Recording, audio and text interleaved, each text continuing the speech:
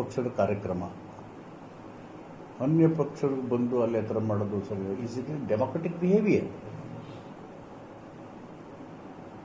ಇದು ಡೆಮೋಕ್ರಸಿಗೆ ಮುಕ್ತವಾದ ಅವಕಾಶ ಇರಲಿಲ್ಲ. Let them do it separately.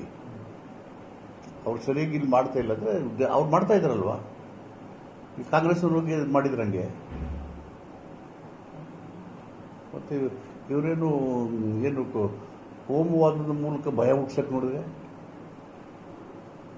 ನಾವು ಬೇರೆ ಸಹಿತ ಕಿತ್ತಾಕ್ಬೇಕಾಗಿರೋದು ಟೆರರಿಸಮ್, ರಿಲಿಜಿಯಸ್ ಎಕ್ಸ್ಟ್ರೀಮಿಸಮ್, ಜಿನೋಫೋಬಿಯಾ ಗೊತ್ತಾ? ಧರ್ಮದ ಮೂಲಕ ಭಯ ಹುಟ್ಟಿಸೋದು ಜಿನೋಫೋಬಿಯಾ. ಫೋಬಿಯಾ ಅಂದರೆ ಎದುರಿಸೋದು, ಜಿನೋ ಅಂದರೆ ರಿಲಿಜನ್. ಅದು ಯಾವ ಧರ್ಮನೇ ಇರಲಿ ಅದನ್ನು ಹತ್ತಿಕ್ಕಬೇಕು. ಪ್ರಜಾಪ್ರಭುತ್ವ ಉಳಿಬೇಕಾದ್ರೆ, ಸಾಮಾನ್ಯ ಜನರು ಸುರಕ್ಷಿತವಾಗಿರ್ಬೇಕಾದ್ರೆ, ಸಂವಿಧಾನ ಗಟ್ಟಿಯಾಗಬೇಕಾದ್ರೆ ಇದನ್ನು ಮಾಡೋರು ಯಾರ್ಯಾರು ಅಂತ ಗುರುತಿಸಬೇಕಲ್ವಾ? That is the message.